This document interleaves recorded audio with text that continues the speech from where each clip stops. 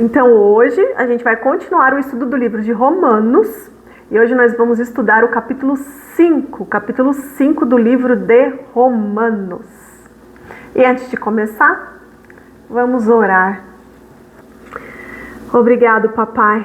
Obrigado por este momento, Senhor. Obrigado pela sua palavra. Que o seu Espírito Santo nos revele os segredos da sua palavra. O Espírito Santo mais a palavra, Senhor, nos traz a revelação. Se move, Espírito Santo, fala ao nosso ouvido, ilumine o nosso entendimento, nos dê discernimento. Nós queremos ouvir, entender e praticar a sua palavra, Senhor. Nos revela, papai, todos os segredos. Nós estamos te buscando, Senhor. Nós queremos o seu segredo, a sua palavra revelada a nós. Muito obrigada, Senhor, muito obrigada. Em nome de Jesus, amém. Amém. Então vamos lá, começar no versículo 1 do capítulo 5 do livro de Romanos. E o título aí do primeiro bloco é A Fé Produz Alegria. Então, versículo 1, capítulo 5. Portanto, uma vez que pela fé fomos declarados justos, temos paz com Deus. Aqui está falando paz com Deus, não é paz de Deus, é a paz com Deus. E a gente vai entender isso. Por causa daquilo que Jesus Cristo, nosso Senhor, fez por nós. Então vamos aqui já refletir nesse primeiro versículo. E vamos aqui relembrar o que a gente falou no encontro passado. A justificação é um ato jurídico e instantâneo que acontece uma única vez. Ela não precisa ficar acontecendo toda vez que a gente comete o pecado. Lembra? A gente falou isso já nas vezes anteriores. Por quê? Porque com a justificação, além das nossas dívidas, os nossos pecados serem perdoados, é colocado em nossa conta crédito, para que também seja perdoado todo o pecado que a gente ainda vai cometer. Lembrando também que a gente falou que o verdadeiro crente, o verdadeiro convertido, quando ele peca, já estando justificado, já tendo Jesus como seu único Senhor e Salvador, ele fica triste. O verdadeiro convertido, quando peca, vem o arrependimento, ele se arrepende, ele confessa e ele larga a prática do pecado. Por isso que o verdadeiro convertido, ele não usa esse crédito que ele tem em conta para abusar da misericórdia do Senhor. Ele tem consciência do sacrifício que Jesus fez por ele e por isso ele se entristece quando peca. A gente precisa entender isso. Isso também a gente já falou das outras vezes. E essa justificação divina, onde Deus justifica o injusto, certo? Nós fomos justificados e nós somos injustos, porque lembra, gente, o padrão do céu é a perfeição. Nós somos falhos e pecadores. Então nós injustos fomos declarados justos pela fé. E essa fé é em Cristo Jesus. É por causa do sacrifício substitutivo que Jesus fez por nós. Porque era para ser a gente. Era a gente que deveria morrer. Mas ele morreu por nós. Por isso que é o sacrifício substitutivo. Lembrando que só Jesus que se entregou por nós. Somente Jesus é o Messias. Ele é o Deus Filho, lembra da Trindade? Deus Pai, Deus Filho e o Deus Espírito Santo. É só Jesus que salva. Então nós somos justificados por meio da fé, por intermédio de Jesus. Então não adianta achar que todos os caminhos vão nos levar a Deus, porque não vão. Não adianta achar que através de Alá, de Maomé, que através de Buda e de outros tantos, as pessoas vão ser levadas a Deus. É mentira, porque nós só somos justificados pela fé por meio de Cristo Jesus. Então não adianta a pessoa falar, mas eu creio em Deus, eu tenho fé em Deus. Entende? Mas daí ela não aceitou Jesus. Ela não é cristã. Não resolve. Ela não é justificada. Nós precisamos ser justificados. E isso acontece por meio da fé. E a fé em Cristo Jesus. Somente o Senhor Jesus é o caminho, a verdade e a vida. Ninguém mais vai nos levar ao Pai, ao nosso Abba, ao Deus Todo-Poderoso, se não for por Jesus. Nós precisamos entender isso. E essa paz com Deus aqui, que se refere no primeiro versículo, não é a paz de um sentimento. Não é aquele, quando a gente diz, nossa, estou sentindo paz. Não é isso. A paz com Deus aqui é uma posição. Porque a partir do momento que você aceita Jesus, que você passa a ser co-herdeiro com Jesus Cristo, você recebe o espírito de adoção, que a gente vai falar isso nos capítulos posteriores. Mas aí você passa a ser adotado como filho. Então essa paz com Deus é um status, é uma posição. Você agora é filho, você agora é co-herdeiro com Jesus Cristo. Isso é o resultado do sacrifício que Jesus fez por nós.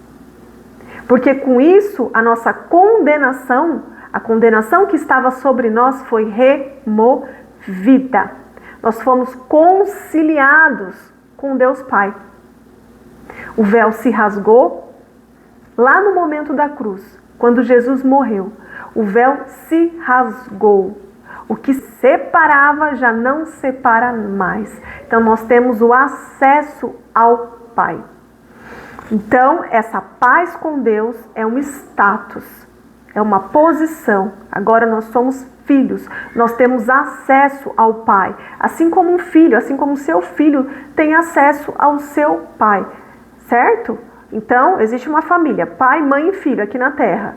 O filho, quando ele quer alguma coisa, ele vai até o seu pai, ele tem acesso, não tem nada que bloqueie ele de ir até o seu pai. E assim é conosco. Quando o véu foi rasgado, por causa do sacrifício de Jesus, nós ganhamos o acesso ao Pai, por intermédio de Jesus. Por isso que tem que aceitar Jesus como seu único Senhor e Salvador. Aí agora a gente vai para o outro versículo. A gente só está ainda no 1 do capítulo 5. Aí agora a gente vai para o versículo 2. Por meio da fé que Cristo nos concedeu esta graça, que agora desfrutamos com segurança e alegria, pois temos a esperança de participar da glória de Deus. Aí eu coloquei, né? Primeiro a gente vai explicar sobre essa parte de concedeu esta graça. Eu coloquei aí, identifiquei em amarelo para ficar mais fácil de entender. Então vamos aqui entender por que foi por meio da fé em Cristo que nos foi concedido essa graça, que hoje nós podemos desfrutar com segurança e alegria, pois temos a esperança de participar da glória de Deus. Essa graça, ela foi nos concedida através de Cristo, através da obediência de Jesus. E nós temos acesso a essa graça a todo instante, que significa introduzir alguém dentro do palácio da realeza. Lembra que nós somos adotados como filhos? O nosso pai é rei. Ele é o rei dos reis, ele é o todo-poderoso. Então, vamos imaginar, o rei está lá no seu palácio, sentado no seu trono, e nós somos adotados como filhos. Nós temos acesso a esse rei. Esse pai é amoroso. Nós temos acesso à sala do trono. O véu que separava já não separa mais. Então nós temos acesso à intimidade com o Pai. Nós temos acesso à presença de Deus. Quando o véu foi rasgado, o acesso foi liberado. Agora nós não somos somente criaturas de Deus. Nós não fomos somente criados por Deus. Agora nós somos filhos por meio de Jesus. Jesus, o Deus Filho, é o nosso irmão mais velho. E o Abba, o Deus Pai, agora é o nosso Pai. Então, muitas vezes, a vida ela é um mar revolto.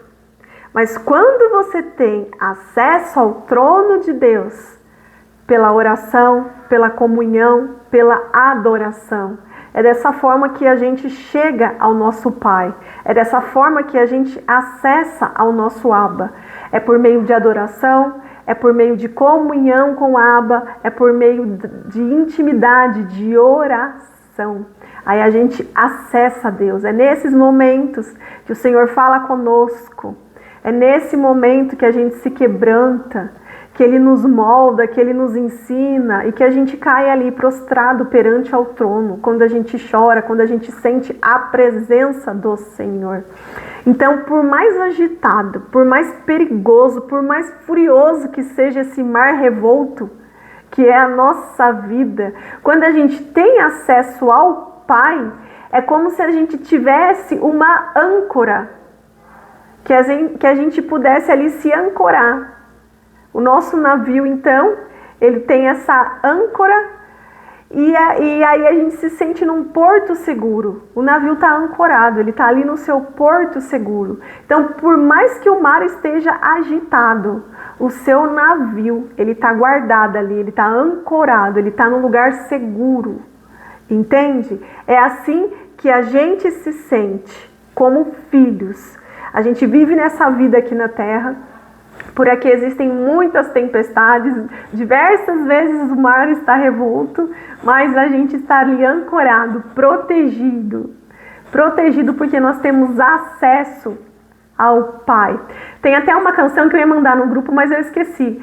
Tem uma canção que fala, né? Se o mar andar revolto e afunda os meus sonhos, eu clamo a tua paz que aquieta o meu ser. Tu és o dono do meu barco que faz cessar a tempestade. Manda o mar inteiro se acalmar. Diz em fé devo permanecer. Depois eu mando lá, a canção chama, né? Tu és o dono do meu barco. E mostra bem essa parte, né? Que o mar anda revolto, é a nossa vida. É a nossa vida, cheia de tribulações. Mas quando você tem acesso ao Pai, você está protegido. Você não vai cair. O barco vai balançar, mas a gente não vai cair. E depois fala, né? Fala, concedeu esta graça. Então essa é a graça. Mesmo diante das dificuldades, nós temos a graça, nós temos o acesso ao Pai. Que nós podemos desfrutar isso com segurança e alegria. Imagine a alegria de você ter acesso ao Pai. O seu Pai é o Rei, é o Todo-Poderoso. Muita gente fala isso, lê isso, ouve isso, mas ainda não praticou isso. Então permita que o Espírito Santo te ensine sobre isso. Permita que ele te ensine sobre isso. Permita que o Espírito Santo vá iluminando o seu entendimento, que ele vai te dando discernimento para que você consiga acessar isso, para que você consiga acessar a sala do trono. Um filho, quando ele precisa do pai, ele não procura o pai só quando as coisas são impossíveis. Ah, não, eu não vou incomodar o meu pai, eu só vou lá quando for muito difícil. Não, o pai não quer isso. O pai quer ter comunhão com você, o pai quer ter intimidade, o pai quer conversar com você todos os dias. Não é para procurar o pai só quando você está passando por momentos muito difíceis, porque você não quer incomodá-lo. Ele quer ser incomodado, ele quer intimidade, ele quer comunhão, ele quer relacionamento. Relacionamento é conversa, é convivência, é todos os dias você falando com o seu pai. Então não importa o que você precisa, qual é a sua conversa, se derrame aos pés do seu Pai, converse com o Abba. Nós temos acesso, se nós temos acesso, nós temos que usufruir desse acesso. O Abba quer que a gente se aproxime dele, que a gente busque incansavelmente por ele. E aí depois fala, pois temos a esperança de participar da glória de Deus, que é o restante do versículo 2, né? A glória de Deus, gente, é em relação ao futuro. Essa esperança de participar da glória de Deus é a certeza de esperar em Deus. É a certeza que Deus é fiel. Tudo que está escrito nas suas escrituras, grande parte já foram cumpridas. E todo o restante que ainda não foi, será, porque Deus é fiel. Ele cumpre com as promessas. Ele cumpre com as suas promessas. E assim como Moisés, lembra lá atrás que ele queria ver a glória de Deus, mas Deus falou para ele que não dava para ele ver, porque se ele se deparasse com a glória de Deus, ele ia morrer, ele não ia suportar. E aí Deus falou para ele, ó, você vai então naquela rocha ali, na fenda da rocha, e aí eu vou passar e você vai ver só por essa pedacinha aqui da rocha, né, para você poder continuar vivo. E aí ele viu ali, né, a glória de Deus só pelaquela partezinha da rocha. E aquela rocha representa quem? Jesus, né? Jesus é a nossa rocha. Jesus é o nosso alicerce. Através de Jesus nós veremos a glória de Deus. Assim que a gente partir desse mundo, nós veremos a manifestação da glória de Deus. E a justificação, ela não é algo que vai nos trazer benefícios somente para a vida futura, né? Somente depois que a gente morrer aqui, passar por essa terra e for lá para o céu. Não é isso, porque a justificação nos leva à salvação, né? Que a gente já conversou anteriormente. Mas a justificação não traz benefícios somente depois que a gente morrer aqui nessa terra, depois que o corpo, né, se for. Não é somente isso, ela também é abençoadora hoje, no nosso dia a dia. A justificação nos traz bênçãos que a gente pode usufruir, a gente pode acessar dessas bênçãos no nosso dia a dia. Aí agora a gente vai para o versículo 3, capítulo 5, versículo 3. Também nos alegramos ao enfrentar dificuldades e provações, pois sabemos que contribui para desenvolvermos perseverança. Em outras versões está para desenvolvermos paciência. Gente, eu meditei tantos anos nesses versículos, mas tantos anos, eu falava, Senhor, por que o sofrimento é necessário, meu Deus? Por que, Senhor? E aqui está falando isso, gente. Aqui está falando de sofrimento, de tribulação, do mar revolto. Então, olha só, e aqui está falando assim, também nos alegramos ao enfrentar dificuldades e provações. Quem é aqui que se alegra quando vai trabalhar, chega lá, é demitido e volta para casa tendo que falar para sua família, eu fui demitido? Quem é que se alegra quando vai ao médico e recebe um diagnóstico horrível de uma doença grave? Quem é que se alegra por passar por dificuldades financeiras, por muitas das vezes não ter ali o que oferecer para os seus filhos? Quem é que se alegra diante dessas dificuldades? É isso que a gente vai entender aqui e aprender. Então, quando enfrentamos dificuldades, provações, nós somos esmagados, nós somos triturados. Sabe quando Deus quebra e faz de novo um vaso de barro? Ele quebra e faz de novo, ele nos quebra, ele nos tritura, ele nos amassa. E é nesses momentos que somos pressionados. E é nesses momentos que também nos alegramos. Não pela situação, não pelo sofrimento que a gente está passando. A gente não se alegra por causa da dor que nós estamos sentindo nos momentos de tribulação. Porque a gente não é masoquista. Ninguém aqui é masoquista para sentir prazer e para se alegrar em dor, em sofrimento. Mas nós nos alegramos porque é nesses momentos que nós somos treinados a sermos pacientes com circunstâncias difíceis. Deus trabalha e nossa vida é justamente nesses momentos. É nesses momentos que nós somos moldados ao caráter de Cristo. É nesses momentos que nós somos forjados por Deus. É exatamente nos momentos de sofrimento que Deus trabalha em nós. Muitas das vezes, para Deus concluir as obras que Ele tem na nossa vida, na maioria delas, a gente vai ter que passar antes por muitas provações e muitas tribulações. Então, a tribulação, ela vai produzir paciência, né? E na minha versão aqui, NVT, está escrito perseverança. E essa paciência, essa perseverança, ela gera um fruto chamado maturidade, chamado experiência, que leva a termos o caráter aprovado. Pensa assim, quando uma empresa precisa de um funcionário em um determinado departamento, essa empresa precisa de alguém para aquela função com experiência. Aquela empresa não dá para contratar alguém sem experiência para poder ensinar, para poder formar aquele funcionário. Existem vagas que, ok, eles não precisam ter experiência, mas para algumas vagas de liderança já precisa ter um profissional com muita experiência, que já passou por muitas dificuldades, que já errou muito, que aprendeu, que amadureceu, que aprendeu a se relacionar com pessoas diferentes, que aprendeu a se relacionar de forma respeitosa com seus líderes, com seus chefes, com seus diretores, que aprendeu a liderar uma equipe. E isso a pessoa não tem, como uma pessoa que nunca trabalhou na vida, ela já tem essa experiência. Ela vai ter que passar por provações, vai ter que passar ali por momentos difíceis. Ela vai ter que ralar muito para poder adquirir essa maturidade, essa experiência. E assim também é conosco. Nós precisamos passar por esses momentos para que a gente possa ficar experiente. Aí no versículo 4. E a esperança produz caráter aprovado. Em outras versões está experiência. E o caráter aprovado fortalece a nossa esperança. Então, quando a gente lê a Bíblia no Antigo Testamento, no Novo Testamento, isso fica bem claro, né?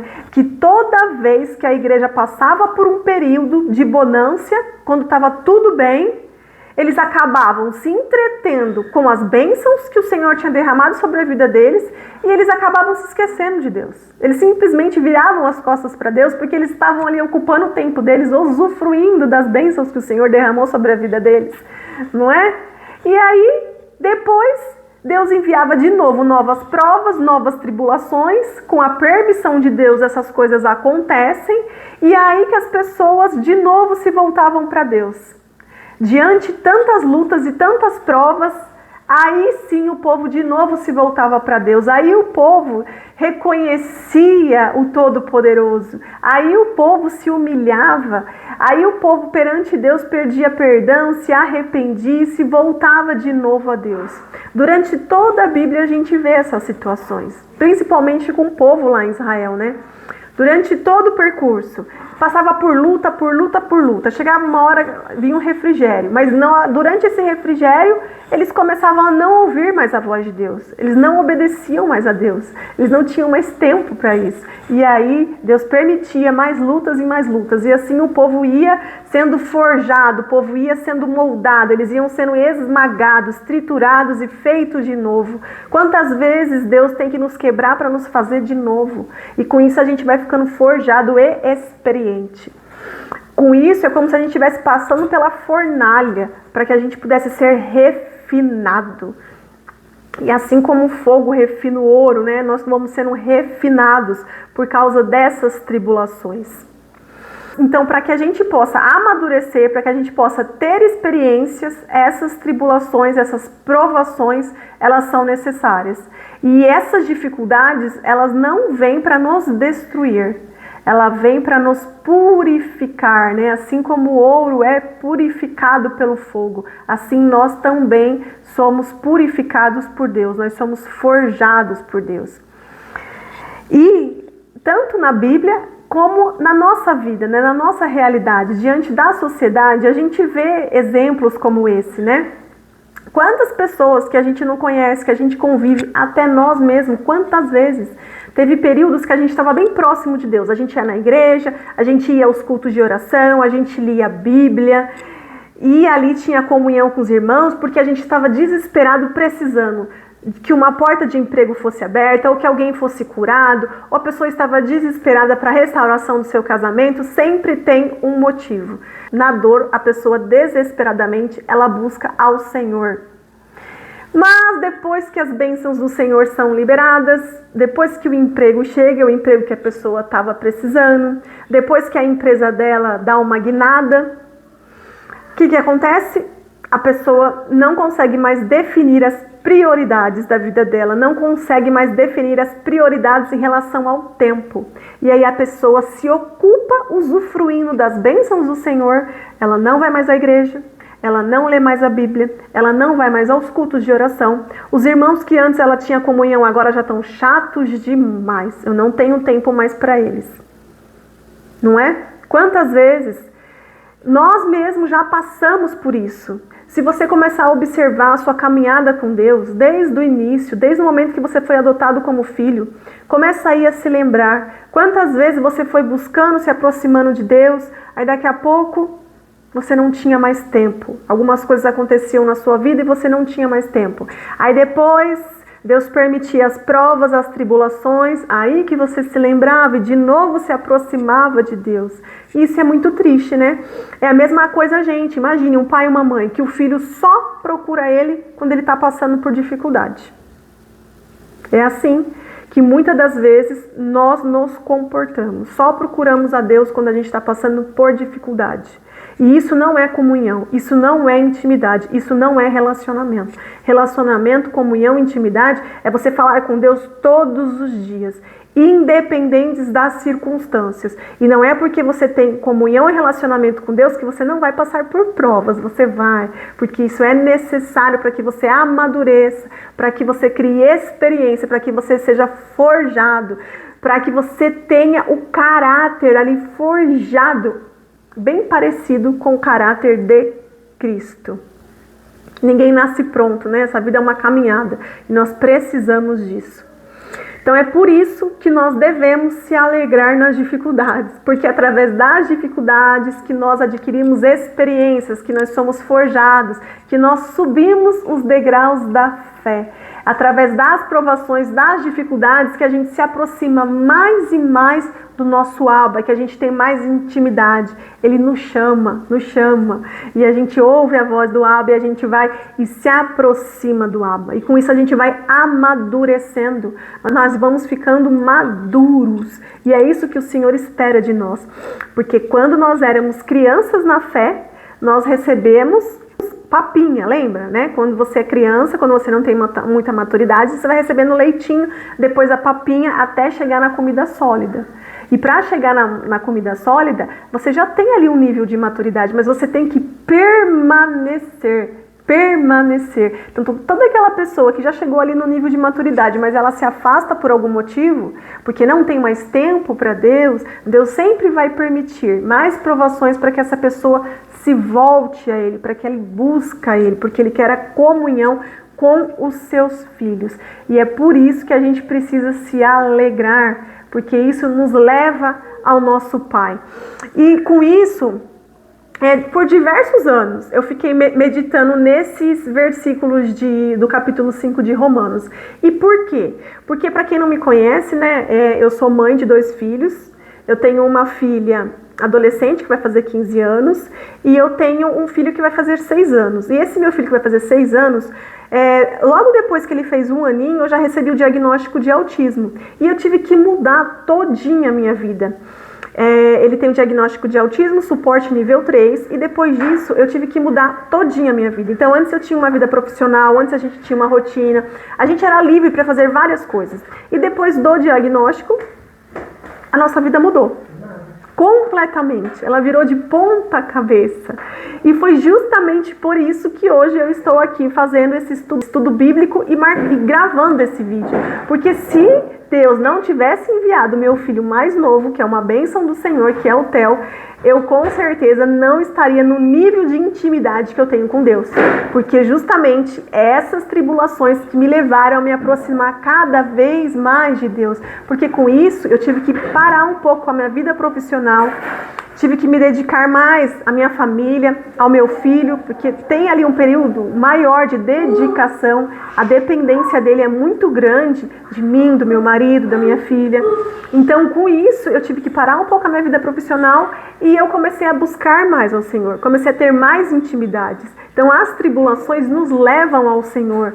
Isso faz com que a gente vá subindo de nível e cada vez mais se aproximando de Deus. Aí agora no versículo 5. E assim como é a minha história, eu tenho certeza que é a história de muitas mães atípicas que passam pela mesma dificuldade. E por isso que a gente tem que se alegrar nisso, né? Por isso que aqui está escrito que a gente tem que se alegrar quando a gente passa por essas dificuldades. Porque são essas dificuldades que nos tornam maduros, que nos tornam experientes. Quando você passa por dificuldades, e aí de repente você se depara com uma outra pessoa que está passando por uma dificuldade, você aprende a não mais julgar, a não mais falar daquela pessoa, né? A não dar palpites, porque você entende que realmente é uma dificuldade, que a gente só entende as situações quando a gente passa pelas mesmas situações. Isso nos torna pessoas maduras e pessoas experientes. Aí no versículo 5, e essa experiência não nos decepcionará, pois sabemos quanto Deus nos ama, uma vez que Ele nos deu o Espírito Santo para nos encher o coração com seu amor. Então essa esperança que fala aqui no versículo 5 é aquela esperança que é a certeza de esperar em Deus. Não é aquela esperança que você fala, eu tenho esperança que eu vou conseguir tal coisa, mas você tem a incerteza. Não é isso. Essa esperança aqui é a certeza de esperar em Deus. No momento certo vai acontecer. E nós sabemos que Ele nos amou primeiro. E o amor dele que está escrito aqui nesse versículo, pois sabemos quanto Deus nos ama. Por que nós sabemos disso? Porque Ele entregou o seu único filho por nós, que somos falhos e pecadores. Imagine você, se você teria coragem de entregar o seu único filho que você ama, que você cuida, por uma pessoa na rua, que faz um monte de coisas erradas. Pensa aí numa pessoa que você conhece que faz muitas coisas erradas. Você entregaria a vida do seu filho para salvar aquela pessoa? Com certeza não. Mas o Senhor Deus entregou o seu filho para nos salvar. Então é um favor imerecido, porque nós não merecíamos. Jamais. Jesus, o Deus Filho, Ele é santo, Ele é perfeito. Ele se entregou por nós que somos imperfeitos. Aí no versículo 6... Quando estávamos completamente desamparados, Cristo veio na hora certa e morreu por nós pecadores. E é pouco provável que alguém morresse por um justo, embora talvez alguém se dispusesse a morrer por uma pessoa boa. Mas Deus nos prova seu grande amor ao enviar Cristo para morrer por nós, quando ainda éramos pecadores. Uma vez que fomos declarados justos por seu sangue, certamente seremos salvos da ira de Deus por meio dele. Quando? No dia do julgamento. No versículo 10. Pois se quando ainda éramos inimigos de Deus, nosso relacionamento com ele foi restaurado pela morte de seu filho. Agora que já estamos reconciliados, certamente seremos salvos por sua vida. Então, Jesus, ao concluir a obra lá na cruz, ele lá no céu, que agora ele está lá no céu, sentado à destra do Deus Pai, ele é o nosso advogado, ele é o nosso sumo sacerdote e ele intercede por nós.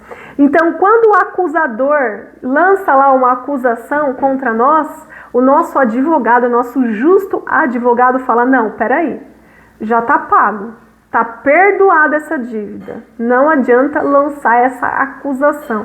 Jesus, ele é o nosso advogado. Ele intercede por nós, lá em cima no céu. E além disso, quando ele subiu, quando houve a ascensão de Jesus, ele enviou o Espírito Santo, que é o representante dele, para habitar em nós. O Espírito Santo, ele habita em nós, tem uma parte de Deus aqui dentro de nós. E o Espírito Santo, ele também intercede por nós com gemidos inexprimíveis. Por quê? Porque nós não sabemos orar. Não sabemos. É através do Espírito Santo que nós nos comunicamos, que nós aprendemos a se comunicar com Deus.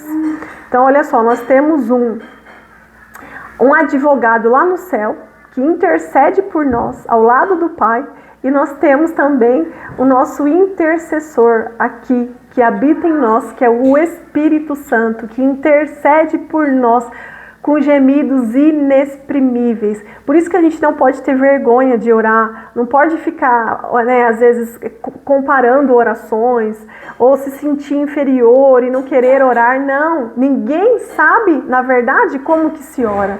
É o Espírito Santo que intercede por nós. E se o Espírito Santo habita em nós, ele vai iluminando o nosso entendimento, ele vai nos dando discernimento, ele vai trazendo na nossa mente tudo aquilo que você precisa falar ali no momento da oração.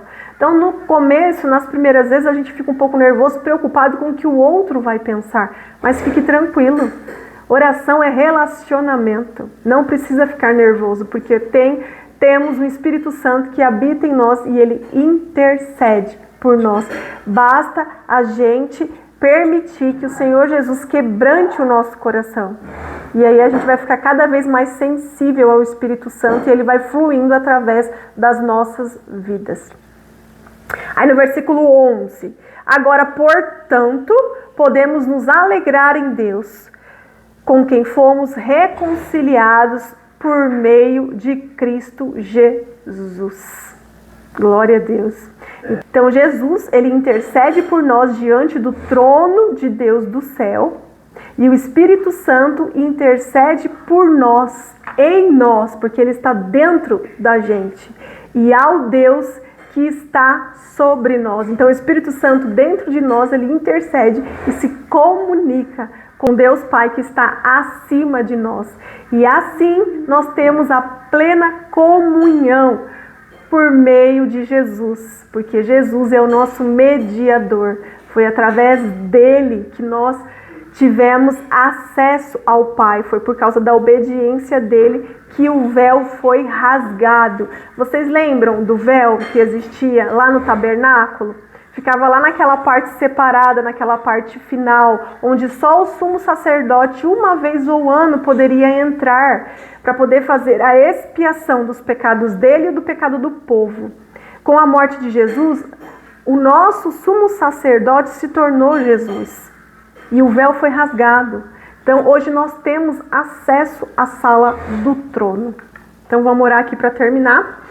E aí na próxima semana a gente fala sobre a segunda parte desse capítulo, que é bem interessante. A gente vai explicar sobre a relação de Adão e Cristo, né? A gente vai começar a entender por que por causa do pecado de Adão todos se tornaram pecadores, e por que por meio de um homem o pecado entrou no mundo e aí acabou resultando na morte, porque o salário do pecado é a morte, e por que através também de um outro homem nós fomos reconciliados com Deus. Aí vai explicar a diferença de Adão e de Jesus. Isso a gente vai aprender na próxima semana. Então vamos orar aqui para terminar, tá bom? Obrigada, Senhor. Muito obrigada por este momento, papai. Muito obrigada por tantos ensinamentos, Senhor. Continua, Senhor, nos ensinando. Permita, Senhor, que essa semente que foi plantada na nossa mente e no nosso coração, que ela possa frutificar, papai. Nos ensine, papai, nos lembre dessa palavra quando a gente estiver passando por tribulações, quando a gente estiver passando por sofrimentos, papai, nos ajude, Senhor, nos ajude a ter o caráter aprovado por Ti, Senhor. Nos ajude a entender, Senhor, que é necessário ser forjado, que é necessário ser moldado, que é necessário passar pelo fogo para que a gente possa ser refinado, papai. Nos quebra, Senhor, quantas vezes for necessário, papai, porque não faz sentido, papai, nós vivermos aqui nessa terra sem ter intimidade contigo, Senhor, sem ter relacionamento contigo, Senhor. Só a sua presença nos satisfaz, papai.